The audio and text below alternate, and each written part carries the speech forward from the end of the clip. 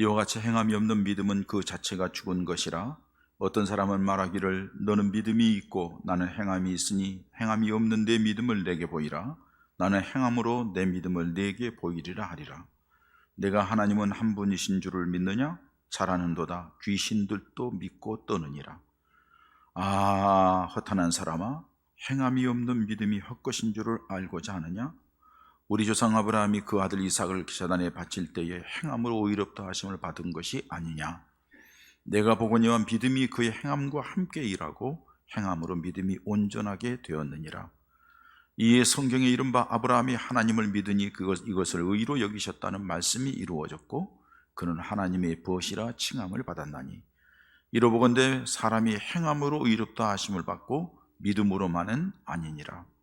또 이와 같이 기생 라합이 사자들을 접대하여 다른 길로 나가게 할 때에 행함으로 의롭다 하심을 받은 것이 아니냐? 영혼 없는 몸이 죽은 것 같이 행함이 없는 믿음은 죽은 것이니라. 아멘.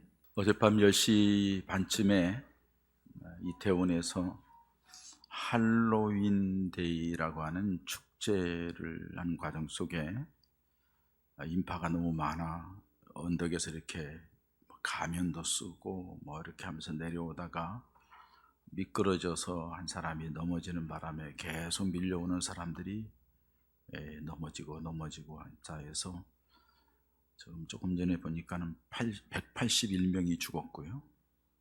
대부분 10대, 20대입니다. 그리고 82명이 지금 중상자로서 병원에서 입원해 있는 상태입니다. 참 이걸 보면서 참 가슴이 먹먹하기도 하고 답답하기도 합니다. 이 젊은이들이 왜 그곳을 나갔을까?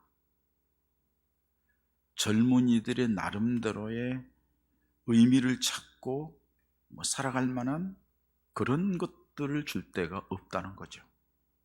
방황하는 젊은이들의 모습이라고 얘기할 수가 있습니다. 사실 할로윈 데이는 귀신 축제입니다. 할로라는 말은 홀리라고 거룩하다는 말이고, 윈이라는 말은 이브라는 단어에서 전날이죠. 그래서 거룩한 전날 이런 식으로 합니다. 11월 1일이 이 켈트족에게는 첫 해가 시작되는 날이고요, 10월 31일이 마지막 날입니다. 그래서 금음날 무슨 악귀를 쫓아내고 이렇게 하면서 이제 귀신놈의 호박 같은 거, 제가 이번에 캐나다 갔는데도 호박을 잔뜩 팔기 위해서 내놨어요. 왜 저렇게 내놨냐? 그냥 할로윈 데이 지키려고 한다.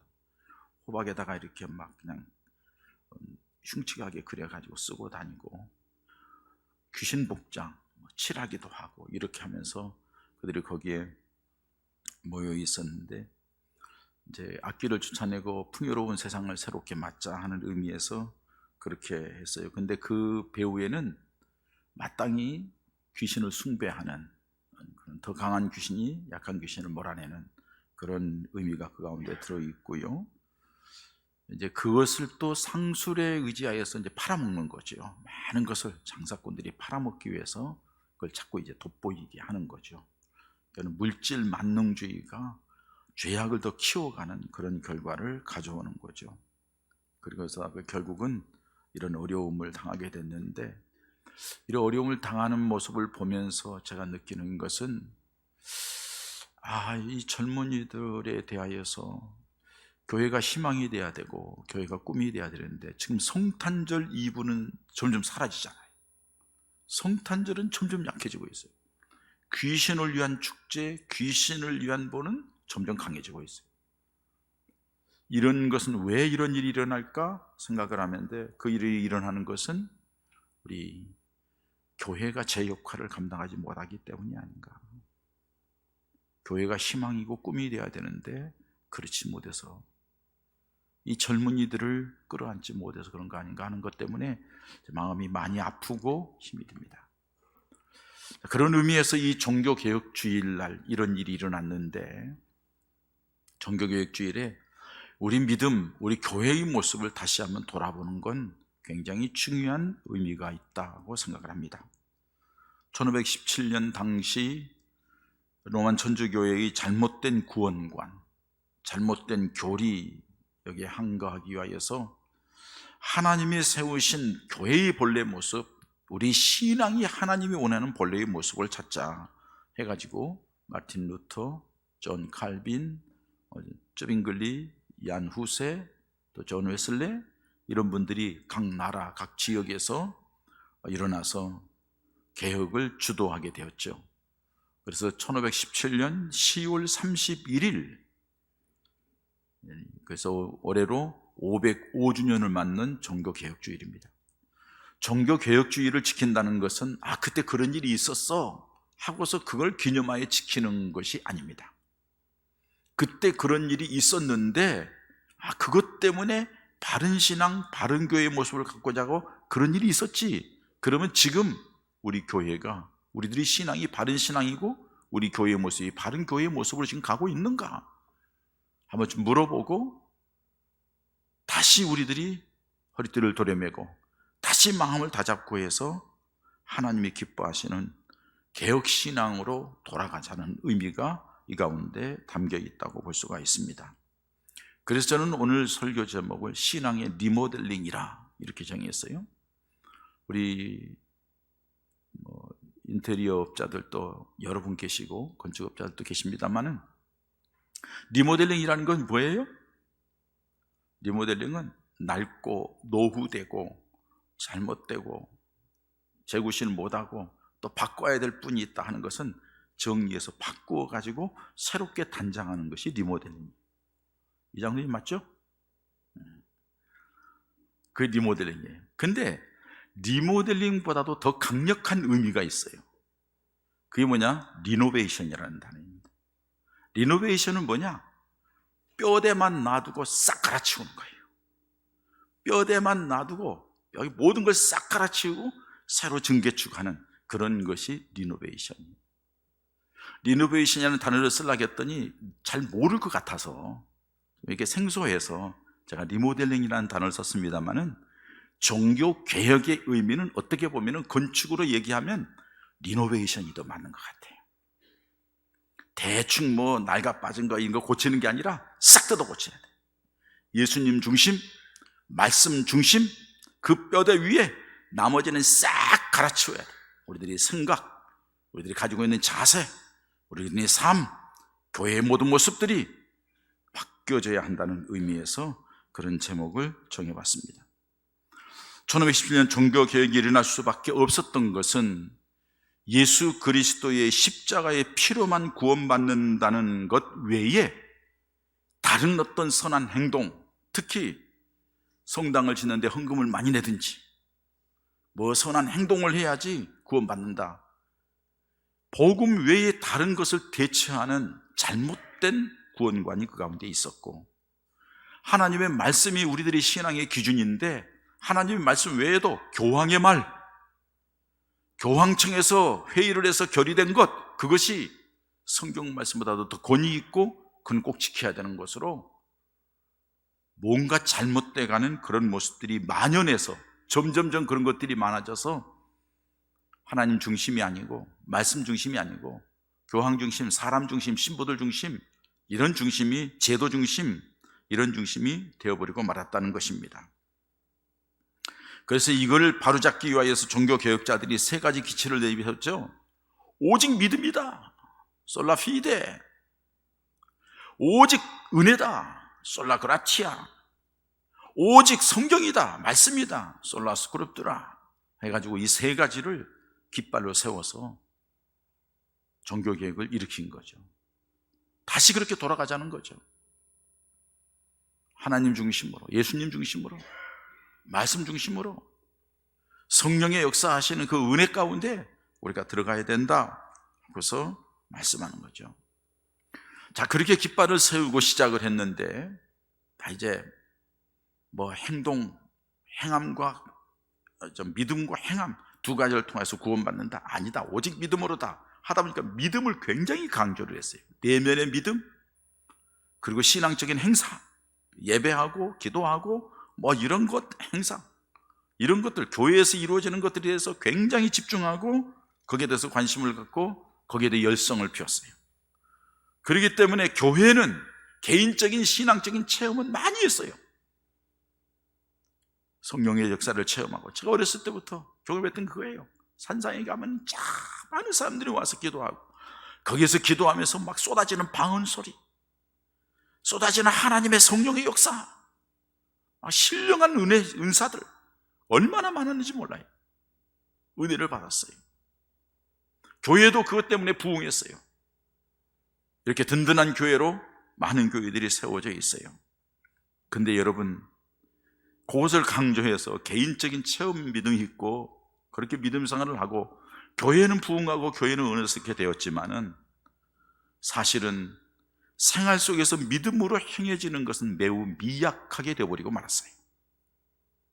그렇기 때문에 지금까지 교회가 지탄받는 교회의 모습이 되고, 성도들이 이름만 가진 성도들이 되고, 목사들이 제대로 제 역할을 하지 못하는 안타까운 모습들이 오늘 한국 교회의 현실이라고 할 수가 있습니다. 예수님께서는 나더러 주여 주여 하는 자마다 다 천국에 들어갈 것이 아니요 내 아버지의 뜻대로 행하는 자라야 천국에 들어갈 것이라고 말씀했어요. 입으로만 주여 주여 하고 내가 믿습니다 믿습니다만 해가지고 하나님 나라에 가는 게 아니라는 거죠. 하나님의 뜻대로 행동하고 살아가는 것이 중요하다고 말씀하고 있는 겁니다. 사랑하는 성도 여러분, 지금 우리들의 믿음을 돌아보십시다. 지금 우리 교회, 한국 교회의 모습을 한번 살펴보십시다. 이 나라가 도탄에 빠졌고 어두운 가운데 있고 저주 가운데 있을 때에 하나님께서는 이 대한민국 지구본에서 조그만 나라인 대한민국에 복음을 가진 하나님의 종들을 보내주어서 이 나라에 복음이 전파되고, 너무 가난하기 때문에 잘 살기를 그렇게 원했고, 하나님 앞에 그렇게 믿음으로 구해서 하나님이 그때의 복을 주심으로 말미암아 지긋지긋한 가난에서 벗어나고 학교나 의료원이나 세브란스 병원 같은데 다 이렇게 돼서 교육기관이 세워져서 나라가 이렇게 개화되고 이만큼 잘 사는 나라가 되었습니다. 이거는 지난날 하나님이 우리나라에 우리에게 베풀어 주신 은혜와 놀라운 축복이라고 믿습니다. 모든 것은 하나님의 은혜와 하나님의 축복인데, 오늘 우리들의 믿음은 배부르고 등 따뜻하니까 주님을 향한 열정이 사라졌습니다. 더 이상 사모할 게 없습니다. 육신적으로 부족함이 없기 때문에. 삶의 풍요로움과 평안해짐으로 말미암아 영적으로 약해져서 세상의 유혹이나 사탄의 속임수를 깨닫지 못합니다. 할로윈데이처럼. 그리고 그 모든 살아가면서 여러 가지 힘들고 어려운 일이 있으면 이겨내지를 못합니다. 거기에다가 지금 살만한데도 지금 보세요. 옛날부터 저와 함께 신앙생활했던 모든 분들, 여러분들이 계셔요. 옛날보다 더 잘 살아요. 더 나은 집에 살아요. 더 풍성하게 살아요. 그런데도 그 욕심, 더 잘 살아보겠다고, 더 가져보겠다는 욕심 때문에 영적으로는 거지가 되고, 영적으로는 나약한 자가 되고, 믿음 다 팔아먹고 연약한 성도들이 되어 힘이 없는 믿음의 사람들이 된 것을 봅니다. 예배를 드려도 감사와 감격의 예배가 아닙니다. 여러분들이 이 시간 예배 드리면서 얼마만큼 하나님을 바라보고 은혜를 사모하고 주님 앞에 내가 마땅히 하나님의 구원의 신은혜에 감사해서 드려야지 하는 마음으로 여기에 참석했습니까? 주일이 되니 때가 되니 가자 습관적으로 와서 하나님 앞에 예배 드리고 있지는 않습니까? 하나님의 놀라운 은혜에 대한 감사를 잃어버렸어요. 마음속에 감사가 없어요. 인색함으로 가득 찼어요. 하나님의 생명 주시고 하나님의 건강 주시고 하나님의 은혜 주셔서 지금까지 살아왔음에도 불구하고 하나님의 은혜에 대한 감사가 없어요. 감사가 점점 약해져요. 돌아오는 주일 감사주의로 지키는데 여러분 한번 우리 스스로를 돌아보세요. 얼마만큼 내가 감사하는지. 하나님이 원하시는 봉사와 섬김도 점점 사라집니다. 봉사하는 게 힘들다고 합니다. 피곤하다고 합니다. 어렵다고 합니다. 바쁘다고 합니다. 하나님께서 원하신 일은 뒷전이고 내 일, 내 육신의 일, 내가 해야 될 일이 더 중요하다고 생각하게 되었다는 사실입니다. 믿음 안에서 성도들의 교제도 점점 약해집니다. 세상의 모든 풍요에 따라서 이기적이고 개인적이고 자기중심적이 되다 보니까 교제가 약해져요. 이거를 어떻게 하면 좀 회복해 볼까 해서 우리 교회에서는 5째 주일이 있는 달에는 그 5째 주일은 교우들끼리, 기관끼리 함께 모여서 서로 친교하고 서로 신앙적인 교제를 하고 서로 기도 제목을 받고 위로하고 힘을 얻자 해가지고서 그날을 정했는데 오늘이 바로 그 주일이에요. 5째 주일. 그래서 오늘 점심은 없어요. 기간별로 남아서 찾아가서 안 오는 사람들 좀 찾아보시고 같이 교제하면서 영적으로 다시 회복하자는 의미에서 그렇게 하는 거예요. 점점점 약해지는 거예요. 살기 풍성한데도 욕심을 피우면서 나름대로 다 합리화시키고 변명하고 핑계대고 이유가 많아요. 저는 이 모습을 보고 하나님의 진노가 임하지 않을까? 하나님의 심판이 임하지 않을까? 우리들이 그렇게 몸부림치고 편안하고 안정되고 살려고 하는데 또 다른 어떤 것 때문에 우리들이 그 고난 속에, 시련 속에, 역경 속에 하나님이 몰아넣어서 우리들의 믿음을 전단시키고 훈련시키고 다시 하나님 앞에 돌아오게 하는 그런 과정을 거치지 않을까 하는 염려가 되는 상황이 오늘의 상황이라고 봅니다. 그렇기 때문에 사랑하는 여러분, 이제 우리들이 신앙을 다시 돌아보면서 이 종교교육 주일에 우리 신앙을 리모델링 하십시다. 다시 수리해서 주님이 원하는 사람으로 만들어 가십시다. 우리들이 육신적인 것, 인간적인 것 정리하고 믿음으로 내 생각, 내 고집, 내 계획 뒤로 하고 하나님의 뜻대로 세상에 여러 가지 것 많이 있지만은 하나님 앞에 먼저 나와서 예배하고 먼저 기도하고 주님을 바라보는 그런 믿음의 사람으로 주님을 중심으로 살아가는 거룩한 열정을 회복하십시다. 말씀에 순종하려고 몸부림치는 성도들로 회복하십시다. 하나님의 은혜를 사모하여 갈급해하고 기도하고 애쓰는 그 성도들이 되십시다. 이런 성도들을 찾아보기 힘든 때가 되었기 때문에 그렇습니다. 이런 성도들이 없는데 여러분, 하나님이 이 교회에서 뭘 하겠어요? 여러분 보세요. 제가 어디에 초청을 받았어요? 거기 가서 있었어요. 그런데 거기 있는 사람들이 나를 별로 달가워하지 않아. 나를 띄엄띄엄 봐. 자기들끼리만 하고 나에게 그렇게 귀하게 여기지를 않아. 그럼 제가 거기 있고 싶겠어요? 당장 나올 거예요. 내가 거기 있을 의미가 없어요. 왜 천독꾸리기처럼 대면대면하고 별 볼 일 없는 사람 취급하는데 내가 거기 있을 이유가 뭐 있어요? 주님이 이곳에 계시면서 여러분들을 사랑해서 구원해 주시어서 주님께 예배하라고 와서 주님의 은혜를 받고 주님의 사랑을 확인하라고 불러주셨는데 주님은 안중에 없어요. 예배 시간 1시간 때우면 돼. 그냥 앉아있다가 되면 우리끼리 만나서 얘기하다가 돌아가. 여러분, 주님이 이곳에 있게 싶겠어요? 주님이 이곳에 살 일이 없잖아요. 주님이 역사하실 만한 사람이 없잖아요.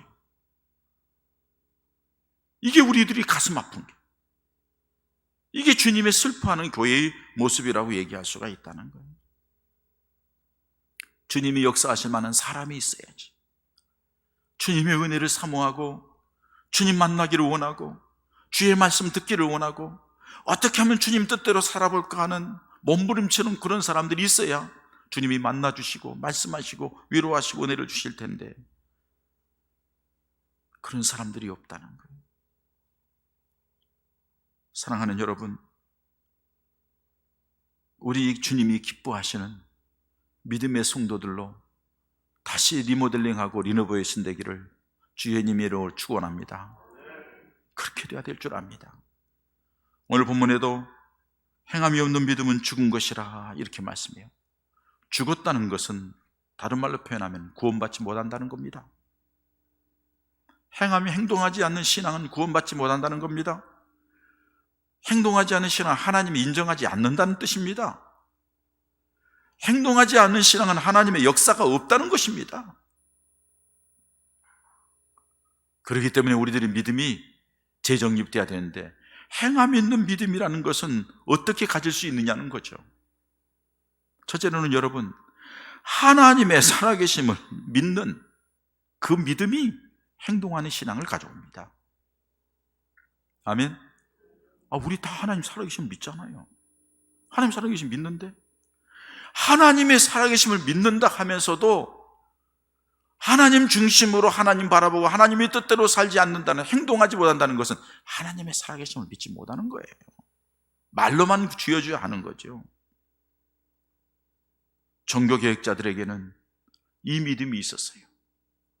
그래서 오직 믿음, 오직 하나님 살아계심을 믿는 믿음이에요. 히브리서 11장 6절에도 믿음이 없이는 하나님을 기쁘시게 할 수 없나니, 하나님을 믿는 자는 그가 살아계심을 믿는 거예요. 하나님의 살아계심을 믿는 것, 그 하나님이 어떤 하나님이냐는 거예요. 살아계신 하나님이 세상을 만드시고 세상을 다스리시고 세상을 통치하시고 이끌어가신 하나님, 죄인들을 구원하기 위해 독생자를 보내시고 독생자 예수님 하나님이 이 땅에 오셔서 우리 죄를 위하여 십자가에 죽으시고 3일 만에 부활하시고, 그 예수님을 믿음으로 받는 그 믿음, 그리고 나 같은 사람을 하나님이 선택해 주시어서 구원의 길로 이끌어 주시고 믿음을 주시고 은혜 가운데 살게 하신 성령의 놀라운 역사가 있는 그 성부, 성자, 성령 하나님의 역사를 믿는 그 믿음의 사람이라고 하면 가만히 있을 수 없어요. 왜? 하나님이 역사하고 있거든요. 매일매일 매 순간마다 하나님이 함께 하시면서 역사하고 있다는 사실이에요. 이런 하나님의 능력을 믿는 사람, 이런 전능하신 하나님을 믿는 사람, 하나님의 뜻이 있고 섭리에 있어서 나를 부르셨다는 확신을 가진 사람은 그 믿음이 엉거주춤할 수 없어요. 행동으로 옮길 수밖에 없어요. 성경을 보십시오. 하나님의 역사를 가져오는 믿음의 사람들은 모두 행동하는 사람들이었습니다. 아브라함도 우상을 섬기는 집안이 있었지만 하나님이 말씀하시니까 행동으로 옮긴 거예요. 오늘 본문에도 아브라함이 아들, 백선한 아들을 이삭을 하나님께서 바치라고 하니까 그냥 바치는 거예요. 왜? 살아계신 하나님, 생명의 주인 되신 하나님, 이 아들도 선물을 주신 하나님, 앞으로 내 삶의 모든 과정도 지켜보신 하나님, 그 하나님의 사랑의 하나님이시고 내게 결코 손에 끼치지 않고 내게 더 좋은 것을 주시는 하나님이라는 것을 믿기 때문에 행동으로 옮기는 거예요. 할렐루야. 그게 믿음이에요. 하나님을 잘못 알고 있는 거죠. 오늘날 믿음의 사람들이 하나님을 잘못 알고 있는 거예요. 하나님을 뭐 얍삽하게 뭐 이렇게 얘기하면 그거나 받고, 헌금 조금 하면 그거나 받고, 뭐 그럴 하나님이 아니에요. 하나님은 삼라만상의 주인이기 때문에 우리가 뭘 드리든지 하나님의 영향 갖지 않아요. 하나님이 그 드리는 가운데 하나님이 받으시려고 하는 것은 뭐냐? 우리의 마음이에요. 우리 믿음이에요. 우리 삶이에요. 그걸 하나님이 원하시는 거예요. 그때 하나님은 놀라우게 역사하시는 거죠. 모세도 그랬습니다. 다윗도 그랬습니다. 하나님을 믿기 때문에 골리앗과의 전쟁 가운데 뭐라고 그래요? 너는 창과 검을 가지고 나오지만, 창과 방패를 가지고 나오지만 나는 만군의 하나님 여호와의 이름을 가지고 나간다 하면서 나가잖아요. 만군의 하나님 여호와의 이름을 가지고 나가는 건 뭐예요? 하나님이 시퍼렇게 살아계시다는 거죠. 그 하나님이 너희같이 세상에 강력한 골리앗이라 할지라도 이길 수 있는 힘이 하나님께 있다는 거죠. 나는 부족하지만 당당하게 나아가는 거예요. 행동하는 믿음이에요. 여러분, 우리가 살아가는데 골리앗과 같은 세력들이 우리 주변에 얼마나 많습니까?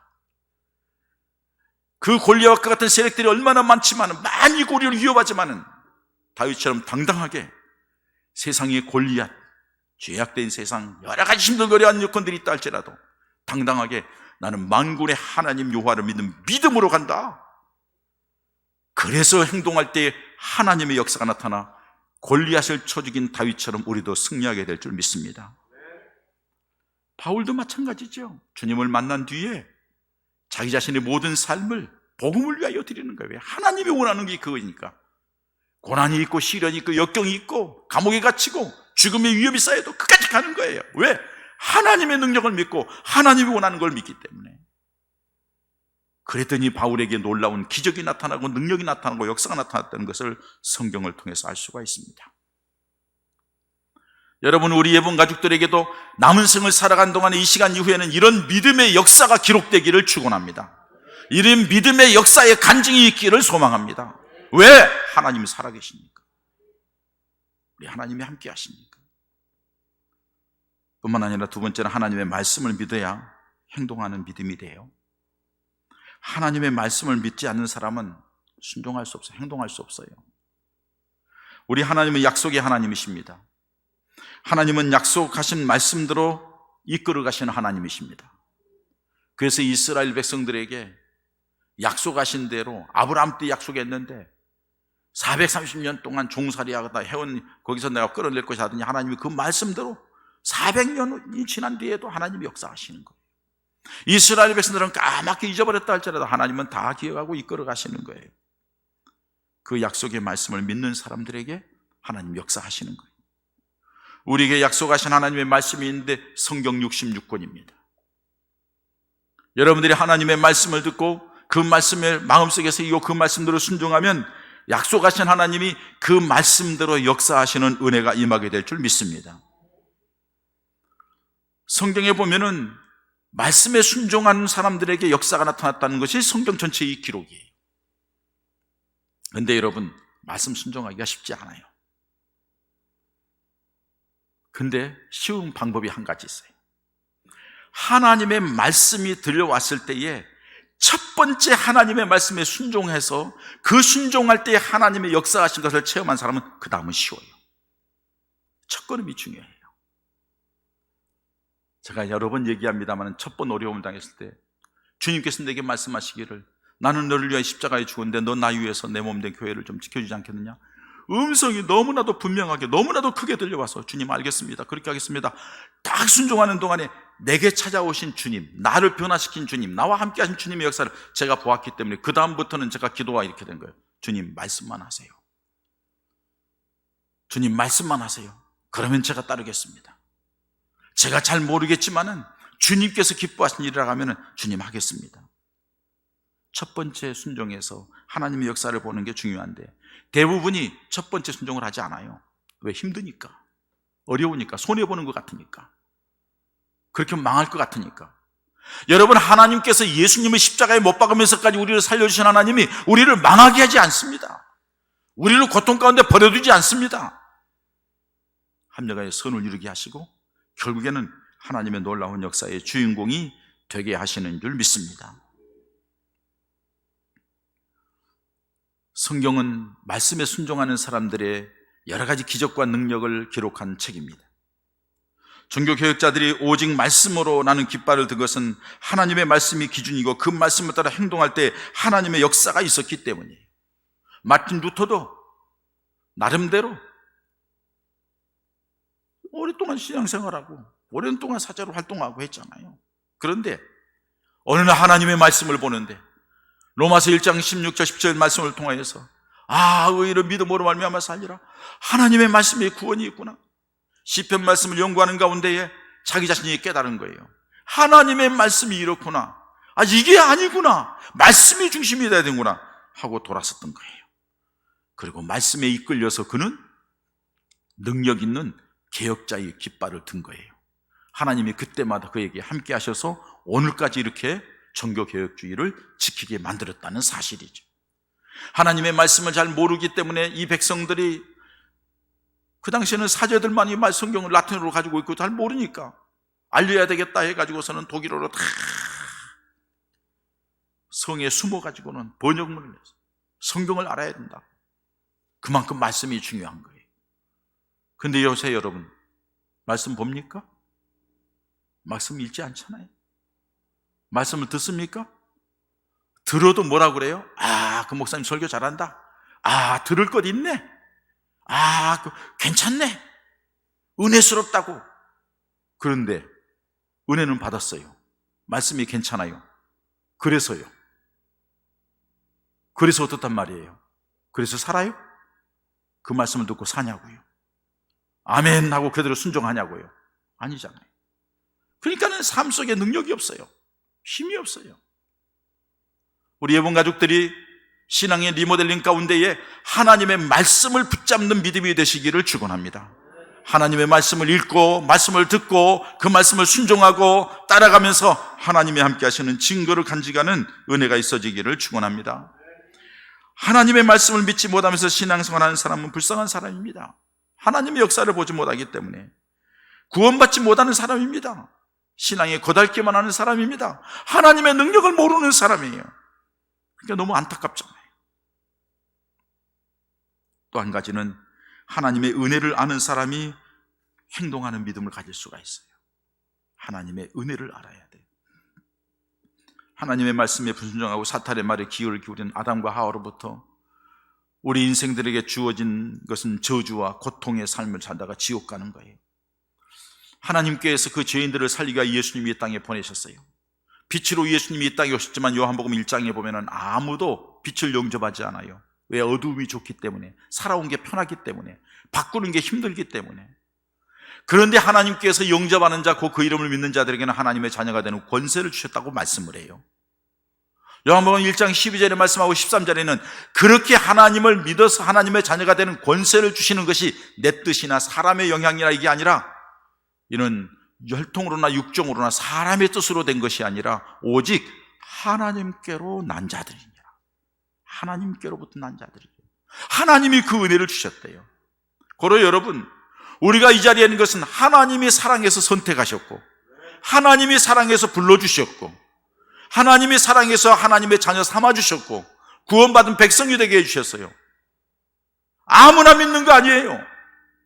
실력 있다고 믿는 거 아니에요. 공부 많이 했다고 믿는 거 아니에요. 돈 많다고 믿는 게 아니에요. 세상 지위 없다고 믿는 게 아니에요. 그런데 그 놀라운 하나님이 우리를 선택해서 하나님의 자녀 삼아주셨어요. 얼마나 놀라운 은혜예요.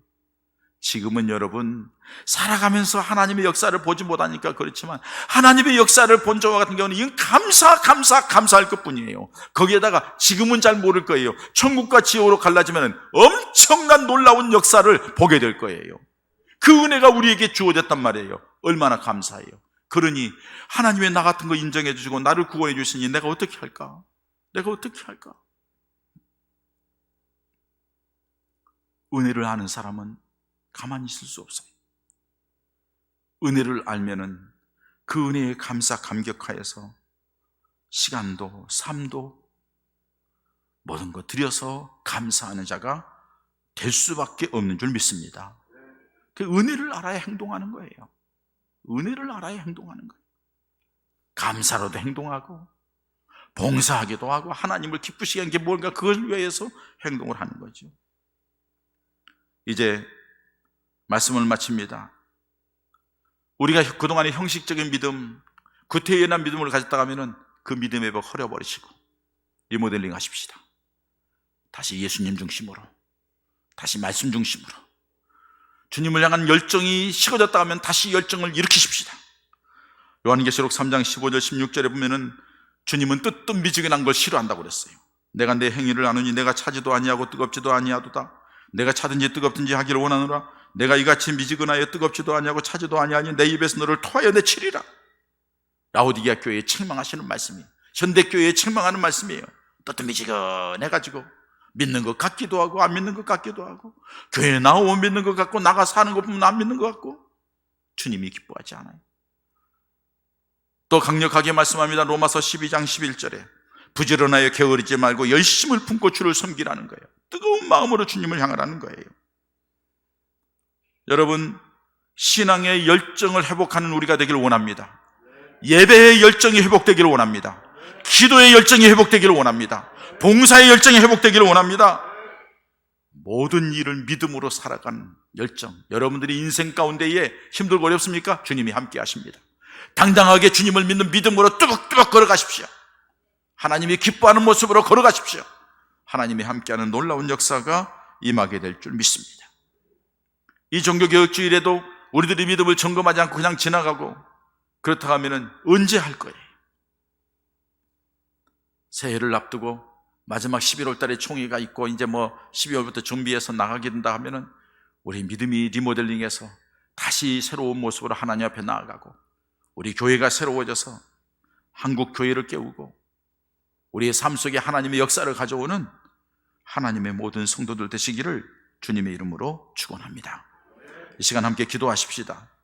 우리 믿음을 돌아보면서, 하나님, 오늘 말씀을 들어보니 내가 너무 형식적인 믿음이 아니었는지, 내 믿음이 너무 야약하지 않았는지, 하나님을 믿고 예수를 믿는다 하면서 내가 너무 입으로만 믿는다고 했지 인격적으로 주님 앞에 구원의 기쁨과 감격에 대하여서 바르게 고백하지 못하고 있지 않는지 다시 신앙의 열정을 회복하게 해달라고 하나님 앞에 기도하십시다. 하나님 아버지,